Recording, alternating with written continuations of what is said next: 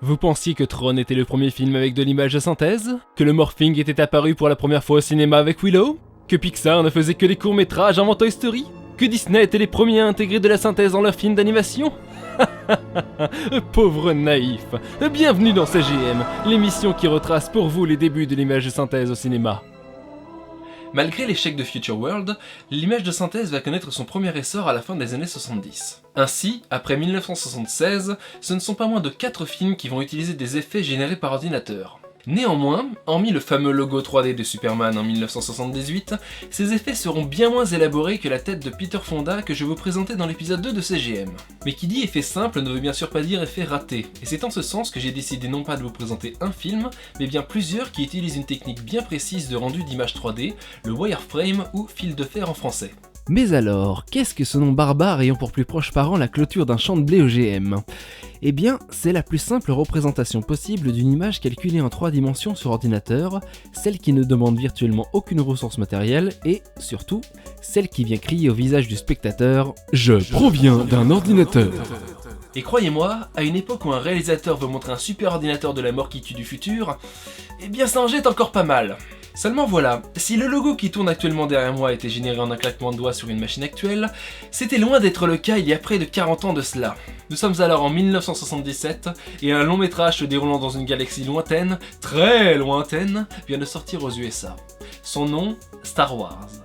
Sorti en France à peine 5 mois après les États-Unis et simplement traduit La Guerre des Étoiles, Star Wars est le 3e film de George Lucas après THX 1138 et American Graffiti. Renommé plus tard A New Hope, un nouvel espoir en français, cet épisode de la saga sera le premier à intégrer de l'image de synthèse et cela bien avant les remaniements des éditions spéciales de 1997, de la sortie DVD de 2004, puis Blu-ray de 2011. Si, je vous jure qu'il y a de la synthèse dans le premier Star Wars, une séquence non altérée disponible dans toutes les versions en plus.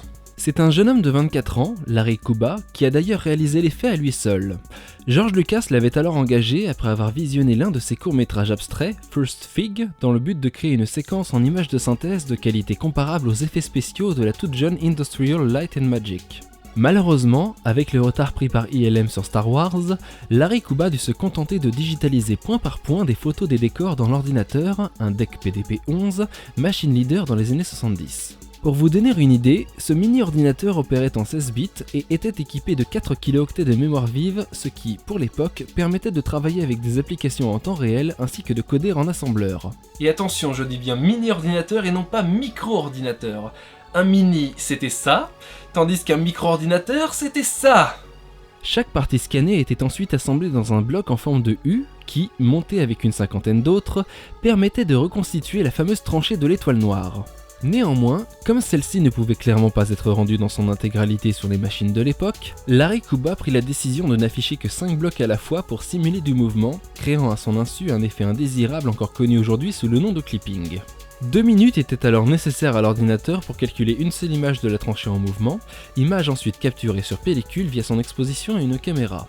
Au total, la séquence complète de 2000 images fut complétée en 12 heures. Mais le meilleur dans tout ça, c'est que cette animation aurait pu ne jamais voir le jour. À l'époque, Larry Kuba avait déjà envisagé que l'image de synthèse serait indissociable de la réalité et voulait en parler à George Lucas. Pourtant, il ne le fit pas, de peur de se voir refuser l'opportunité de travailler sur Star Wars. Malin. Quelques années plus tard, George Lucas demandera à une société connue sous le nom de Digital Production de réaliser un test de rendu 3D de l'un de ses X-Wing afin d'étudier si, déjà, l'image de synthèse pouvait supplanter les techniques traditionnelles d'effets spéciaux. Ce test ne fut pas concluant, mais mena néanmoins à la création d'un autre film de science-fiction très connu, The Last Starfighter. Entre-temps, le succès de Star Wars va attirer pas mal d'autres studios dans la course au space opéra, dont Disney, qui sortira 2 ans plus tard de Black Hole, le trou noir en français. Réalisé par Gary Nelson, un habitué des séries TV comme Get Smart, Max la menace en français, The Black Hole est un film racontant l'histoire de l'USS Cygnus, un vaisseau perdu dans l'espace depuis des années, trouvé par une équipe d'exploration à l'horizon d'un trou noir. Non, je ne parle pas d'Event Horizon, vraiment. heureusement. Pour les besoins techniques du film, Disney voulait emprunter le matériel inventé par ILM pour tourner le premier Star Wars. Seulement, les coûts étant tellement prohibitifs, la firme à la souris décida finalement de créer ses propres outils en interne, en plus de générer une scène complète entièrement avec de l'image de synthèse. Il s'agissait alors de l'introduction du film, qui, avec près d'1 minute 30, était alors considérée comme la scène la plus longue entièrement calculée en images de synthèse. Ajoutez à cela une BO signée John Barry, l'éternel compositeur des James Bond, et vous ne pouvez que frissonner. Bon ok, peut-être pas pour les bonnes raisons en fait. Même si cette ouverture représentait le Nec Plus Ultra en 1979, elle a malheureusement pris un sacré coup de vieux de nos jours, tout comme le film. Il est néanmoins à noter que Disney prévoit depuis plusieurs années maintenant de faire un remake, avec Joseph Kosinski, le réalisateur de Tron Legacy, attaché au projet. Mais la même année que The Black Hole, c'est un autre film de SF qui vient surfer sur la vague Star Wars dans les salles obscures. Son nom, Alien. Et oui, il y a de l'image de synthèse dans Alien.